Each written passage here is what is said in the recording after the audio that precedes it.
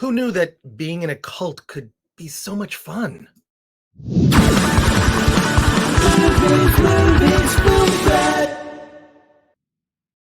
Welcome to the Film Threat Podcast. I am Chris Gore. I am delighted to talk to you today with the creator of The Cultists, which is now season 2 is out. It's out and available. Before we do that, I never ask you to do this. I'm going to ask you to do this right now. Please post a comment, subscribe to the channel if you're seeing this for the first time, and share this video. Film Threat is a channel that supports independent creators, independent filmmakers. We talk a lot about indie film. We're going to be doing that today with our guest. And in addition, I'm asking you please to support us and buy something. You can get this Film Threat t-shirt that I am wearing here on our shop. It's at shop.filmthreat.com. Check that out. Pick up a shirt like this one. We have other themes there. Pick up something cool. I mean, it's the season for buying stuff you don't need. So please support us here at Film Threat. Share, like, subscribe, as the kids say. Now, our guest is Heath Robinson. He is here. His show is The Cultists. Season 2 is just out, right? It is, yes. It is out. And if I could describe to my audience real quick, it's an office style comedy about a bunch of crazy people in a cult, and you kind of wonder how serious they may or may not be. Heath, where did this come from? Where did this concept come from? Yeah, I was working with a friend of mine, David LaRocca, on some RPG material and some stories for a world that he wanted to do. It was actually called Journey to the Tree of Sorrows. And so we were writing and developing some really serious Lovecraft material, dark and serious stuff for both stories and RPGs. But naturally, as you're doing something like that, you come up with all these different kinds of jokes that are going by as you're tossing things around and talking about it. So I just kept a notebook of all of the jokes and funny things I thought of as we were working on the serious project. And then eventually I had this notebook full of ideas about, if this comedy about people being in a Lovecraftian cult who are worshiping Cthulhu. And so I just sat in a bar and I started writing the scripts for, what would this be like if it were a web series? Well, it's you've been told this 100 times. You have an amazing voice. You should have my job.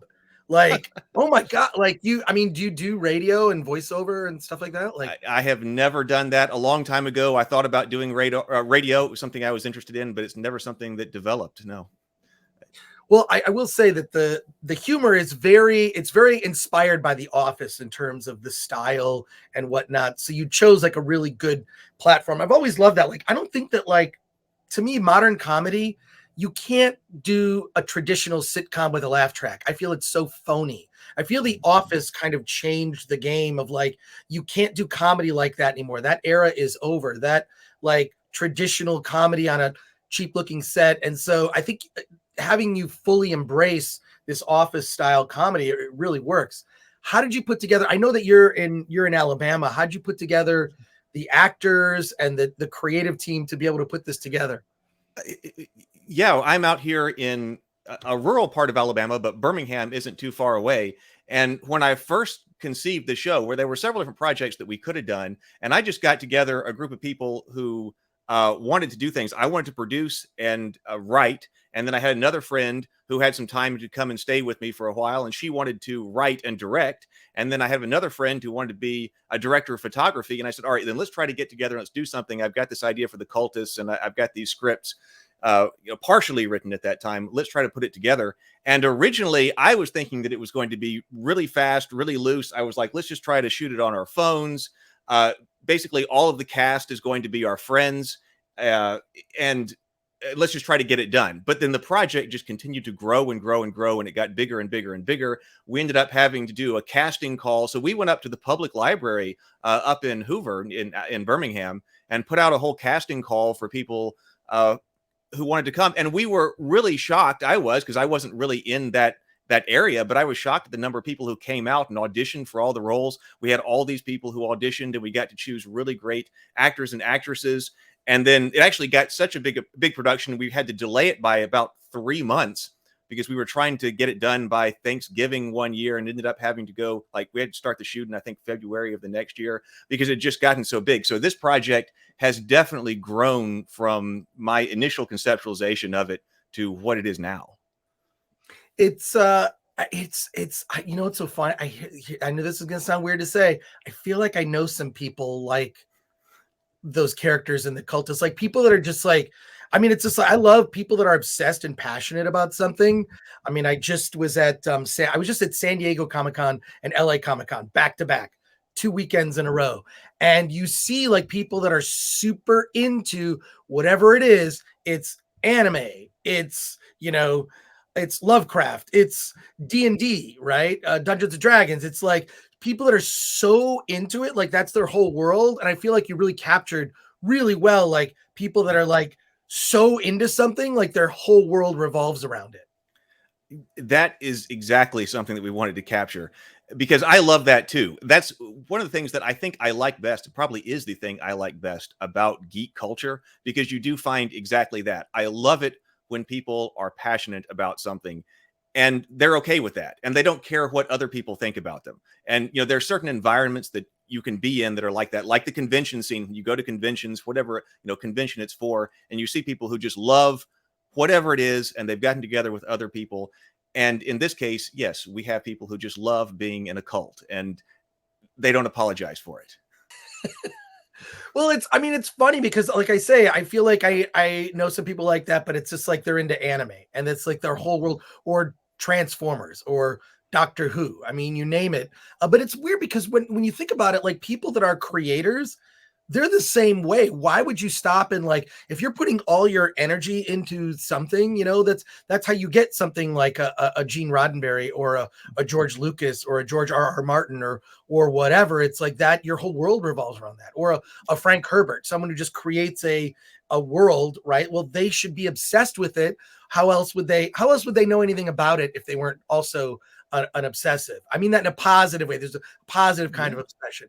I completely agree. I sort of grew up in an environment where that was discouraged, you know, obsessions. But I completely agree with you there that, yeah, if you're going to be doing something like that, obsession with whatever it is you're doing is a good thing. And of course, I went through a phase as you're transitioning from, well, you know, going to college, and then I went to graduate school, and then you go into the workforce and things like that. And you go through this phase where you think, I have to give up a lot of those things that I like. And of course, you do that for a while. And then I was like, no, you know what? I'm not doing that. I'm going to focus on the things that I really like. And it leads to a much more enjoyable life. First of all, I 100% agree with you on that. Like I've never had like just one job. I've always had like a job and a passion project. You know, I'm serious. Throughout my whole, like, I worked at a video store. I was doing like Film Threat magazine when I was, you know, a kid, like when it was in print, right? But like I've never just had like a job. I feel like having a passion project that you have on the side, that feeds the soul, right? Like that is like, it's one thing to have a job. And then of course, the best thing is you can turn your passion project into the job. Like that's even better. I mean, if you're fortunate enough to do that. But oddly, even like Film Threat is kind of like my job. And then I also have like side movie projects and whatnot. So it's about reaching that balance. It's true. There is a cost to that. That, you know, I talk to people about that. You do have to think sometimes things should just be your passion project and don't need to become your job, because there are things that you end up having to do that are not actually part of the passion if you're actually trying to create a business out of something, you know. And you're, for instance, if you like just making films and you're like, oh, let me start a whole business around that. Well, then all of a sudden you're running a business and you're not just making the films. I mean, there are a ton of other examples. So yeah, there's a cost to that, but if you can make it work and you're okay with that, I mean, that's what I've been trying to do. Well, it's also like, you know, my philosophy on that is that filmmaking is a team sport. You mentioned all the people that you gathered together, cast, and made this thing. Filmmaking is a team sport. I know that like the director gets a lot of the credit, and you know, rightly so. Having said that, writers, producers, like it's definitely a team sport.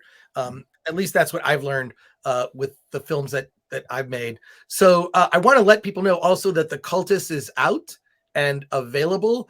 And if you're watching this on YouTube, there is a link in the description, so you will be able to you'll be able to check it out and go directly there to see it on. It's on Vimeo, right? Which is it is on Vimeo. Season 1 is all on YouTube. So if you click on the YouTube link, you can go and watch. We've got a whole mashup on that channel for the entire first season of the Cultists. The first season is only an hour long. They're 10 episodes. Each one's about 6 minutes long. So the entire first season is on YouTube, on the Cultist YouTube channel. There's also behind the scenes material on YouTube and all the trailers and stuff like that. So check out the YouTube channel. Then season 2 is over on Vimeo. But if you're on the Cultist YouTube channel, you'll see the videos about that and the trailers with the link there to go over there and watch it. Well, I'm a big fan of Vimeo. I think it is an incredible platform made for filmmakers. It really is like the indie filmmaker platform for, and what I love also about Vimeo, which a lot of people may or may not know, is you can upload something to a link and you can re-upload something. Let's say you make a mistake, you got to change the credits. You can re-upload it and it keeps the same URL. It's so awesome. I know it's like this is an inside baseball thing, which you would only get from watching or listening to the Film Tour podcast. You get like this little tidbits, but it's so useful. It's so especially useful. When you're used to the way YouTube works. Yeah. YouTube does not let you do that. I mean, I understand there are reasons for that. Having said that, it's a great tool on Vimeo. I'm curious what the fan reaction has been to the Cultists, because I could actually see some people possibly being offended, although it's not hard to offend people these days with anything, but I could see some people getting like a little bent out of shape over some aspects of it. Has that happened? Anything like that? The fan reaction on YouTube and the comments I've been thrilled with. So the people who are watching it there have not been offended in any way. Now, as far as, or at least continue to watch it, I guess if you're offended, you stop. But I haven't really seen people commenting, saying I'm offended. But of course, now being here in rural Alabama, in the middle of the Bible Belt, where we're doing this show about being in a cult and all of that, people walking around in black robes, that has been a little bit of an issue. Not a big issue, a big issue, but a little bit of an issue. Like when we were trying to find sets for Mike's house, all the things we're doing for the first time, being independent filmmakers and you think, we'll just let me go find a house in one of my friends' houses. Some people did not want something like the Cults. They didn't understand, this is a comedy that this is, but okay, it's this show about people being in a cult. They do not want that near their house. So we ended up having to finding somebody who would let that happen. The pizza person who delivered to the park, I didn't think understood what was going on. I think he actually thought there was a cult out there. And that's what I thought. Like, when you're not like, I mean, to me, where I live in Pasadena, they're always shooting some, SVU show. There are trailers and trucks at the park in Old Town Pasadena. It's just sort of like, people are making a movie. But when you're in rural, like Alabama, I'm sure that making a movie is not necessarily an everyday thing. No, it's not. And we were shooting in this park, especially out here in the rural part of Alabama, where the city hall isn't all that far away. And we found out that they were talking about us because we were out in their park. And I think eventually people from the city came out and they were actually very, very nice and really wanted. I think they came out and painted all of the furniture in the park during our shooting, because they're like, there are people out there shooting. Maybe we should repaint the furniture and make the place look nicer, like all the picnic tables and things like that. So they may have even done that because they were like, as soon as you have the boom microphone, you can be shooting, but as soon as you bring out the boom microphone, people really think there's something going on. And so they thought there was something going on, but just leave them alone with the black robes and things, even though they came and repainted all of the furniture while we were doing season 2, which was actually a problem. We showed up on set one day and all of the picnic tables under the pavilion were gone. We're like, wait a minute, we have a problem. Like, for the purposes of, film continuity and things like that, where they always sit, and the color of they were all gone. And they were because they had put them up on trailers and taken them and painted them someplace, and they were bringing them back. And so for part of it, we didn't have that. And they were like, they've repainted, like, they're new colors now. And for the continuity, like things you don't even think about being an independent filmmaker. I didn't expect somebody to take the picnic tables and repaint them different colors in the middle of shooting the web series. Well, not the worst problem, but No, it's not the worst problem, but it is what, and you're like shooting up and there's no tables there and you've gotten everybody out there. what now? Now you mentioned that you had some questions for me about, and this is a show about where we discuss indie filmmaking. Do you want to share what some of your questions are? This was before we started recording. Right. You had some questions. Let's get into it. Let's have a discussion. Okay, that sounds great because I've got some questions after having listened to you on a bunch of different podcasts and YouTube videos that I wanted to get into, topics I wanted to get into a bit deeper. Sure. And okay, so let's just go with this one first. You said that you don't think that George Lucas is something that could ever happen again, or it's something that may not be able to ever happen again. But my question is, can you get into that a little bit more about why? Because I know that there's the issue about allowing a studio allowing things. But let's take that off the table and say, okay, you're going to come at this as an independent person and you're going to make what you want to make. So you're going to set up your own thing. So you're not having to deal with studio approval. Right. What then is preventing somebody like an independent filmmaker from George Lucas doing it again? Well, what I meant by that comment, and I'll qualify it and add more to it and I'll elaborate, is George Lucas had this incredible creative freedom. There's a documentary that you should see called Laddie. Laddie. It's about Alan Ladd Jr. He famously greenlit Star Wars, gave George Lucas creative freedom, and he even forfeited most of his director's salary so that he could keep the merchandising and sequel rights. Like no studio would ever give any creative person those kinds of rights, right? Like there's even interview footage of George Lucas on some cheesy show where he talks about he's mostly a toy maker, right? Like he planned Star Wars to be a tool to be able to sell toys, which was great. Also, it's a good thing the movie turned out really well too, right? Or at least the original trilogy. You can debate about, the prequels and whatnot, which I would argue have aged better. But Alan Ladd Jr. had such faith in George Lucas from his previous films that he gave him total creative freedom, and he gave him the merchandising and sequel rights after a little bit of negotiation. That will never happen again. And it was released through the studio system. So what I mean is even an indie filmmaker, right, that is creative is not going to have all these resources. And not just that, it's about getting into the mainstream and the zeitgeist, right? And the only way to really do that is to be distributed by a major studio so you can be on 6,000 screens.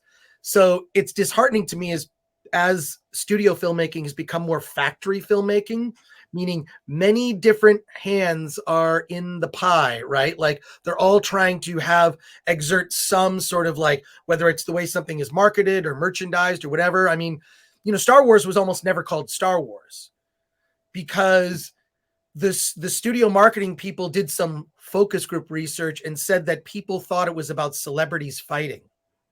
I didn't know that. It was almost not called Star Wars.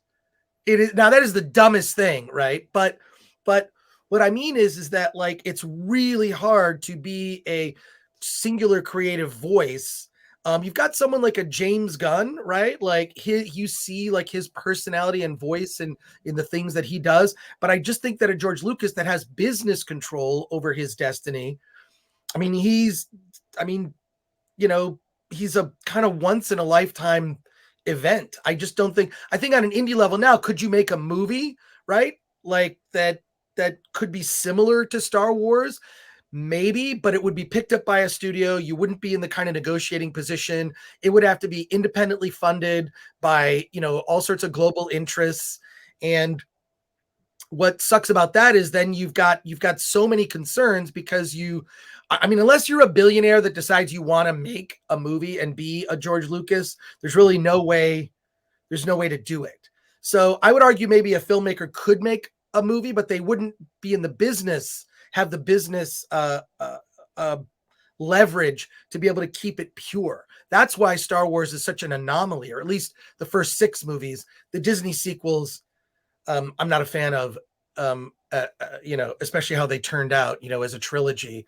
I think they squandered the opportunity to reunite Han, Luke, and Leia. So that's my personal opinion. And I feel like while there may be someone as creative as George Lucas, the environment from a business standpoint I don't think a filmmaker could get the kind of leverage that George Lucas got. I mean, he famously came to Hollywood and hated it and moved to Marin County because he hated this environment. I totally understand. Like, I having spent time around Hollywood people, you know, there's a lot of talk and not a lot of action.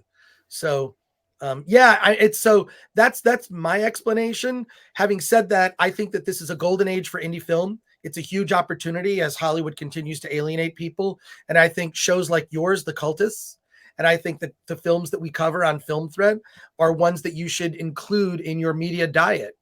I really do. Like if you're only watching mainstream Marvel, Star Wars, Pixar, Disney stuff, I think you're going to, it's kind of disappointing, right? But if you balance that with indie stuff, I think it's a much better viewing experience.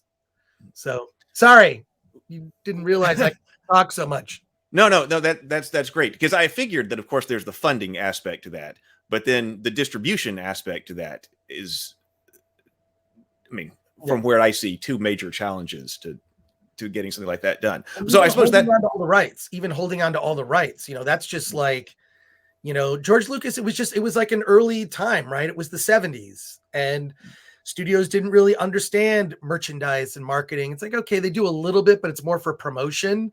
I don't think that they could have predicted how huge that the toy business, right?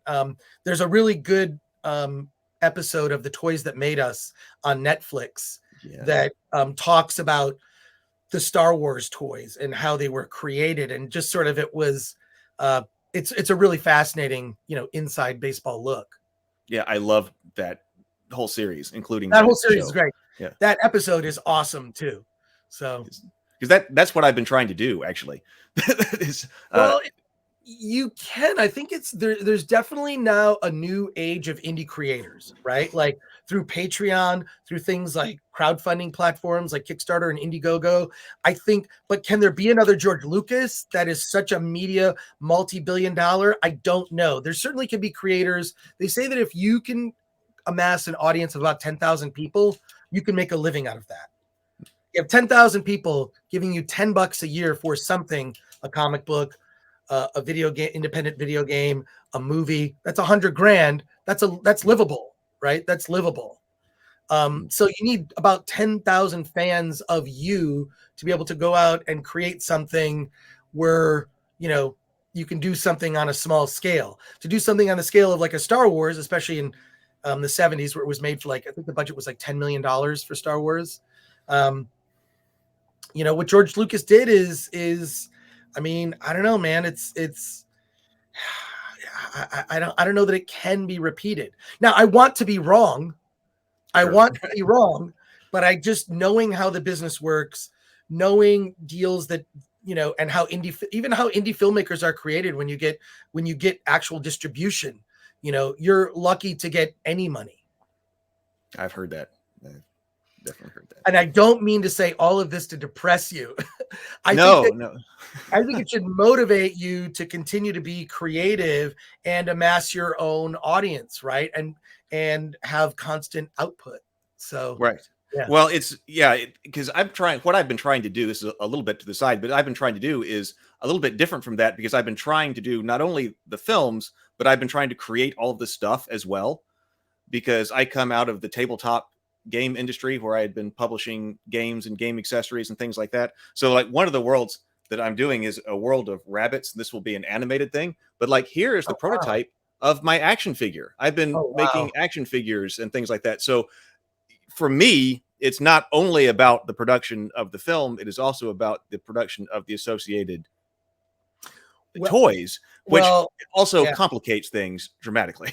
Well, I will say this: for inspiration, you should go to DesignerCon. DesignerCon, put it on your list.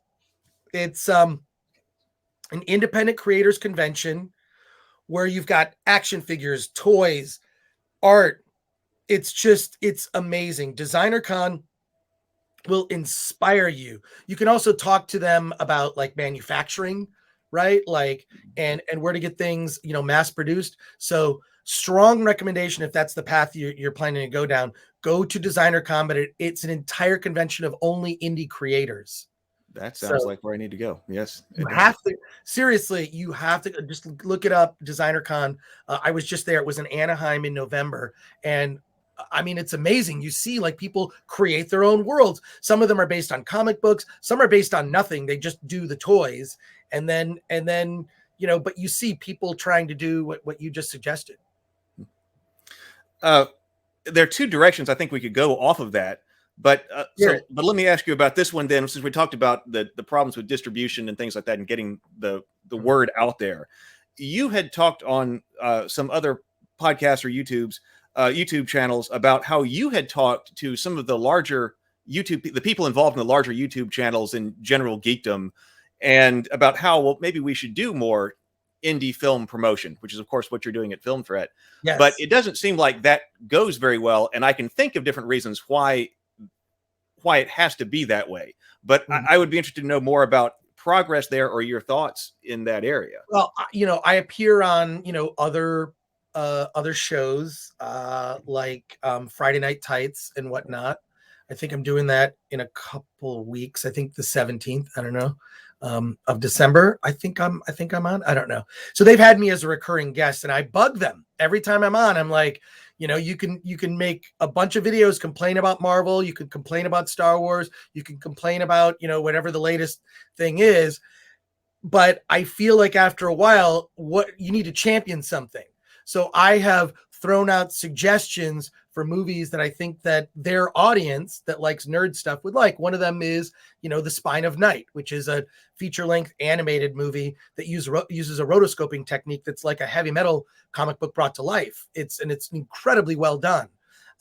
So I'll continue to nudge them. I would just say for like, God, how about like once a month, just pick one indie project and just champion it, because there's stuff out there, indie horror, indie sci-fi. We cover it all the time on Film Threat, shows like yours, the Cultists, like that, the nerd audience would like, right? Like we do get a lot of indie dramas and indie documentaries, and I don't think that would necessarily appeal to a YouTuber's audience that mostly covers Marvel and Star Wars stuff or Star Trek stuff. So I always try to nudge people in that space to say, hey, just pick one and everybody cover at one time.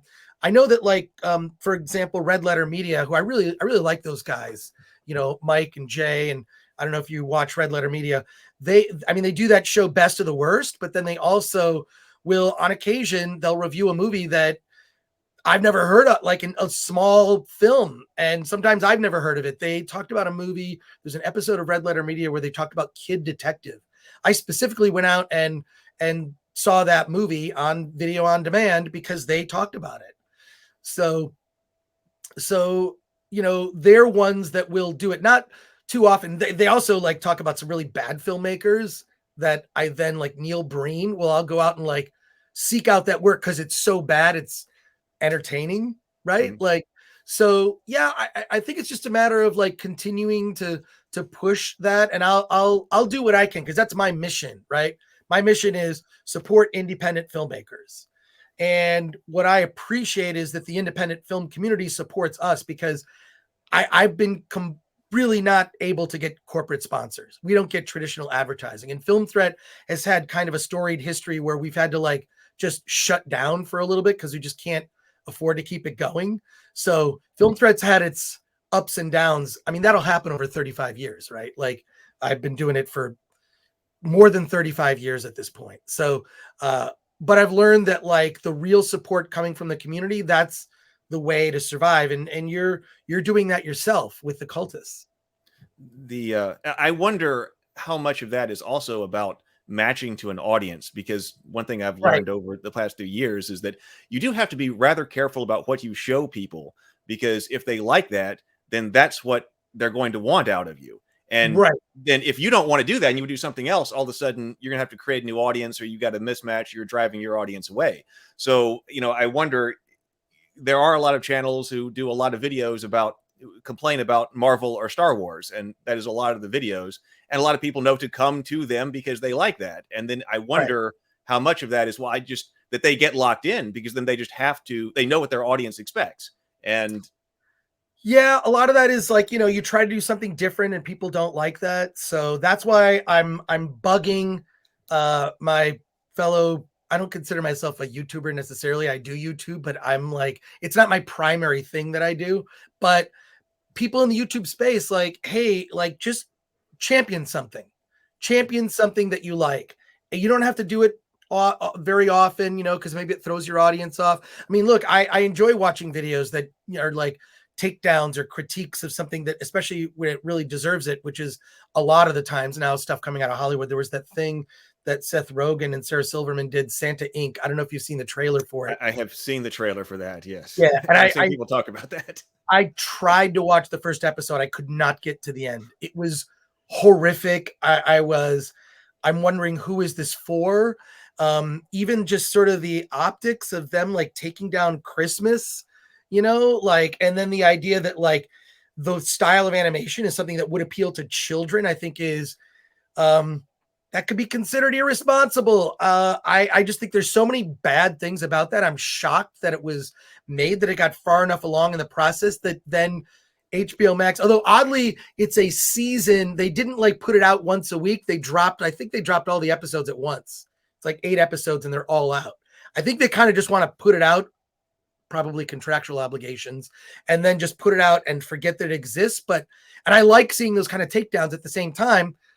Talk about stuff that's positive. That's my message. I'll continue to say it. And, and so I hope that catches on. But I don't think that those videos that are positive get a lot of views. They just don't. I love the movie. There's no controversy, right? Right. I think that's a problem too, because I like being positive. I'm like, should I be more negative? But I'm like, I also don't want to be negative all the time. Creating their own thing. So no, you got to be yourself. And to me, the thing that is the one consistent thing I notice about people on YouTube that are successful is authenticity. And I think that what that has done is shifted the media game, that people want that. Like they don't, when we've seen so much of our media is just, I mean, it's phony bullshit. It's so much of it, whether it's a late night show or whatever, it's so overproduced, over rehearsed, fake. Like it's that when you see people on YouTube that are authentic, it's like, oh, that's like people I know. That's like conversations I have with my friends. So I think authenticity is a must. So whenever I'm like, just like talking to you right now, just being myself and we're having a chat, I try to give you the straight up honest answer, so there you go. Okay. Well, then I would also like to say you or ask, because you also brought up like that you have some advice about how to live as a creative filmmaker or an independent filmmaker. Okay. But we talked about that a little bit. Okay. There's a Patreon model. It's like, okay, maybe, a certain amount you can do that, but let's go a level above that. Cause like, say if you're bringing in $100,000 a year, I mean, yeah, you could support yourself, but you're not gonna be able to support another person and a couple of other people. And, if a project requires you can go back to the well. Like my suggestion is that you build a fan base of 10,000 people. That's the start, right? And if you could support yourself, then you can go back and just say, hey, we need this to do X, right? Like I look on crowdfunding platforms as a pre-order, right? Like I go there and I have funded comic books. I've funded, movies, a lot of little indie movies. So I really like, I like Kickstarter. I think that's the one I prefer. I like their tools. So I've had as many failed Kickstarters as I've had successful Kickstarters. I think doing a failed one, which my recommendation is to kill the campaign before it ends. It's like market research. You find out, oh, this didn't really land well. We need better rewards or we need better messaging, right? I can send you, I'll email this to you after our conversation, and anyone else watching or listening to this, if you go to filmthreat.com, there's a little thing at the bottom that says contact. Mention that I have advice for indie filmmakers doing crowdfunding campaigns. A friend of mine wrote it up. He did a documentary and he did all this research and broke it down. And he put together this, it's like 10, 15 page report. That is a PDF of like his advice if you want to raise several $100,000 on Kickstarter. Well, I need to get into that because I'll email it to you. I'll email it to you, and I'll email it to anyone watching or listening to this. Just go to the Film Threat contact, mention the crowdfunding guide for indie filmmakers. I will send it to you as a PDF. I'm just gonna do that. So there you go. I also wrote an essay about how to write a book. If you want that too, I'll throw that in. And it's all just about being consistent. No one writes a book. You write 1,000 words a day. And if you can do that for 60 days in a row, 60,000 words is about the average, length of a book. But I go into a lot more detail about how to, it's like with anything, exercise. You want to be in shape? You're not gonna be in shape tomorrow. You're not gonna be in shape in a month. 90 days, you could be in shape. Change your diet, exercise. And I really need to do that now. I can just tell you that. Too. The holidays, I'm eating terribly. Well, on the Kickstarter and crowdfunding side of things, I should mention then that I've got a YouTube channel called Heath's Business for Creatives. And a lot of the topics, I got about 80 videos over there right now. And a lot of them are on the subject of crowdfunding and Kickstarter, because that's how I funded all of my tabletop business and all the creative projects that I've done. Well, I bought a tabletop game. There. I bought a tabletop game. Sorry about that. I buy tabletop games too. I love those. Those are great. So if you could pass this essay that I'm going to send to you, share it. I will. Also, there'll be a link in the description to all of Heath's projects and the other YouTube channel, including the creative one, because I think it's like, I've always just with the projects I've done, like I wrote this book years ago, the Ultimate Film Festival Survival Guide. And I wrote this book, which you can get used. The listings in here are out of date, but the basic info that's in here just is valid. Get the latest edition, which is not this cover. This is an older cover. This is the 3rd edition. There's a 4th edition that I would recommend that you get. But I really just like to spread information, right? Like it's really disheartening to me that when you look in the world, it's usually the people with the most money that succeed. And then occasionally someone who's really creative, just sort of bursts forth. But and so my battle has always been to give the information to people who are creative, may not have the resources and funding and whatnot to break through and have a project that gets attention. So I think, that's what I'm trying to do over there on that channel. And I'm really interested to know what the recommendations here are, because I think that crowdfunding films, you encounter a lot of challenges. I think that's a very difficult area to crowdfund in. I think there are challenges you have there that you don't have in other places. Tabletop games are a much easier thing to crowdfund than a film. Right. And so I haven't directly tried to crowdfund a film yet for that reason. There's also companies like Legion M. Do you know Legion M? I do not, no. They did the Nicolas Cage movie Mandy, among many others. Legion M is it's a group of investors, and you can invest. It's sort of like, it's not crowdfunding, but you get equity, right? So if I want to invest a couple $100 in a movie, you actually own a piece of the movie, and then they invite you. You're one of the investors in the movie. They invite you to all sorts of Legion M events, premieres. It's pretty amazing. So I know the guys that run Legion M. They're a great group, and they look for genre projects. So you can even pitch Legion M, and then what they do is they kind of run it up the flagpole of people who work there, and then they're like, okay, it's not crowdfunding. They literally raise money like a stock, right? And then, the people that invest, even a small amount, you get a small equity stake and you get a piece of it. So I do believe that there are more and more people recognizing that Hollywood is broken right now. I think the Hollywood model it's not sustainable. The $1 billion movie, we may see Spider-Man break $1 billion, but it used to be that several movies would make a ton of money. I just think that in the hundreds of millions of dollars. And I think that habit is broken now. I think people like streaming at home. A lot of people have 4K TVs and pretty amazing sound and don't have to, I'm lucky. I live in a city that has some of the best movie theaters in America. Right. But not everybody has that available to them. Right. You go to a movie theater where people are just talking, and that would not go down well. Right. where I am. Probably one of the few advantages now to living in Los Angeles, which is a city on the decline, or I'm just outside of LA in Pasadena. But yeah.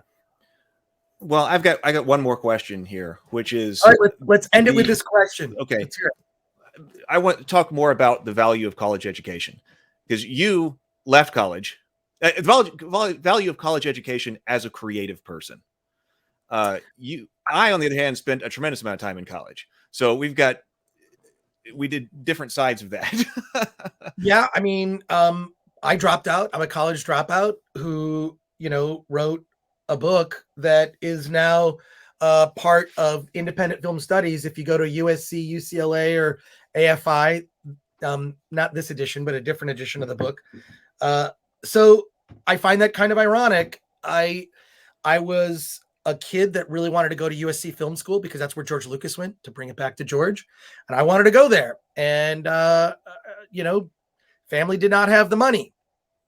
So I went to the campus of USC and I bought all the books for their film studies program. And I wrote down the titles for the books that I couldn't purchase because I didn't have enough money. And I read all those books. I read all the books that were part of that, part of their film studies program. And I think that is one pathway. I don't think that there is a pathway for a creative. I do think there is value in college, right? I think, although I would say these days, not so much. I would go to a trade school if you want to be a creative. There are master classes. Those master class programs, I think, are really, really affordable. I think that there are a number of great books on screenwriting. Save the Cat, probably being one of my favorites, is a great book about screenwriting. So I think as a creative, you can certainly take another pathway. I wouldn't get caught up in sort of one of those degrees that ends up being kind of like a one of those worthless degrees that they're pushing, right? These days, I would stay far from that and get a degree in something useful. And I would look at trade schools, because there are filmmaking schools. A good friend of mine who won an Emmy, by the way, who's an Emmy-winning Emmy-winning producer on a show that's on Netflix, a kids show, and she came to Los Angeles and she took a several months long course in film editing and became an editor. She doesn't have a traditional college degree, so she went the trade route. And I think that you can do that, right? Like, I mean, I can't think of many musicians that have necessarily a college degree, right? They focused on music. They took music classes in school, probably in some college, then were in a band and became a musician, right? Like, it's interesting to look at pathways for success. And another book I would recommend just for inspiration is a book called The Tenacity of a Cockroach. Have you heard of this book? I have not. The Tenacity of a Cockroach is a book, I believe it's put out by the editors of The Onion, and it's a collection of interviews with creative people, right? Filmmakers, comedians, musicians. Amy Mann is featured in that book. And all of them, they don't talk so much about their creativity in the work, but they talk about their business and the pathway. And Amy Mann is really interesting because she signed this big deal with this company. Then she got, she was like, she couldn't publish and put out music for a certain amount of time. Then she talks about how she started her own label and how she sells fewer CDs or fewer albums. She sells fewer, but she's able to express herself the way she wants. And so it's always, there is this huge battle between business, art. How do you balance the two? That book addresses that from all types of different creative professions. The Tenacity of a Cockroach. It's an older book, but I'm sure you can find it used on through some means. You can find that book used.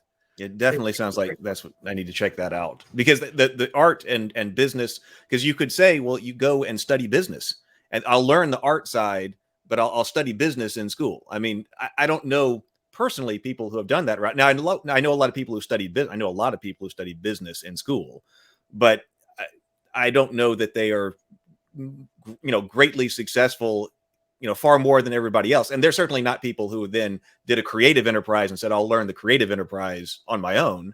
Right. Well, I think it's that balance, right? I think if you look at George Lucas and Steven Spielberg, just examples everyone knows, they are just as successful business people as they are creative people. And and they are probably in the history of film, two of the most successful creative people in the business, specifically because they also focused on, aspects of the business, right? And they're both wildly creative and successfully creative people. So it is about that balance. I would probably even recommend to a filmmaker, like, hey, do the creative, like, master classes and read. There's like so many great books and podcasts you can listen to, and then, supplement that by get a business degree. So it sounds like you're on the pathway. Sounds like you're already on the pathway right now. Well, yes. I mean, I try to do both, because that's, in order to maintain maximum creative control, you have to set it up as your own business. Exactly. But that requires a tremendous amount of additional work. I think that it's a rare group of people who want to do that. I mean, there's a lot of people who will be an artistic or creative person and then say, hey, I want to do it my own, and then realize they don't want to do all of that business side of things. Well, but again, as I pointed out when we were talking earlier, filmmaking is a team sport. All you need is someone on your team that's good at something you're not, and collect those people. Whether this person's an amazing creative cinematographer. This person is just like all about, like, even the Film Threat team, right? We have one guy that all he does is organize stuff. It's how we're able to just put out, and do a website that is competitive against some of the larger entertainment sites. Now, our focus is covering a thing that fewer people are interested in, but I would say in the indie film category, we're probably, at least in the top 3, if not number 1. In fact, I'm going to say it right now. Film Threat is number 1 in the indie film category. You can quote me, and you can get the t-shirt, and you can get the mug too, if you want one, on the Film Threat shop. Heath, this is great talking to you. I didn't expect this I have not had the tables turned on me in a long time. So it's good to chat with a fellow creative, and just like, the struggles never go away. Like, you will always struggle. And read about George Lucas and Spielberg and how they have had their own struggles. Especially, there's a really good book about the best book about Star Wars and George Lucas ever. It's called The Secret History of Star Wars. It is, and I actually get the audiobook. The audiobook, the guy who does the reading of the audiobook, which is like 20 plus hours, he does the voices of everybody. So he does Harrison Ford, he does George Lucas, he does all the voices in it. Like, if he's quoting them, he does the voice. It's great. And the book talks about all of George Lucas's business struggles all through. It goes through the prequels. It doesn't cover the Disney stuff. Because that book was published, like, I don't know, 10, 15 years ago. And I think they used an interview I did with Gary Kurtz is in the book, which is really interesting. The stuff that he said, it was around the times that the special editions came out, and he talked about that kind of bluntly. And I don't think he's talked about that bluntly anywhere else. So the author of Secret History of Star Wars quoted my interview in his book. So, get that book. It'll inspire you. I would like to think that there could be a George Lucas again in our time, but I just think that the way the business works now, where it's more of a global film industry, Hollywood doesn't make movies for Americans anymore. They make them for markets, and the market is the world. And that means they have to check off a bunch of boxes that don't necessarily lead to an entertaining movie. It oftentimes leads to a movie that appeals to everyone and no one. Mm-hmm. And I've said it many times before. So there you are. Heath, this is great talking to you. It's fantastic talking to you. I really appreciate it. You should have me on your show at some point. I will. Let's do it. Cool. All right. Now I'm gonna do what we do at the end of every episode of the Film Threat podcast. I'm gonna play our little end credits. Where can people find you? Come over to the Cultist YouTube channel. That's the big place if you want to see the Cultists on YouTube. Heath's Business for Creatives has its own YouTube channel, but also the production company is called Raven Keeps. If you go over to ravenkeep.com, that's where we have all of our merchandise. You'll find, actually, I got mugs too. You'll find Cultist mugs. Oh, wait, you sent me coffee. I did. I sent you coffee. We've got coffee too. I was like, is there a note in here? Like, I don't think you Oh, put in a note. oh, That's well, no, great. I didn't actually ship it, but yeah, I meant to bring that up. But yeah, so on the on ravenkeep.net, you can get Cultist coffee mugs, and we've got our own brew of coffee, Cultist coffee and Witch's brew, and all of our other merchandise is over there as well. Well, now I can thank you personally for that. Heath, this has been a pleasure. Let's chat again. Let's chat do again it. for sure. All right, take Thank care. you. You too.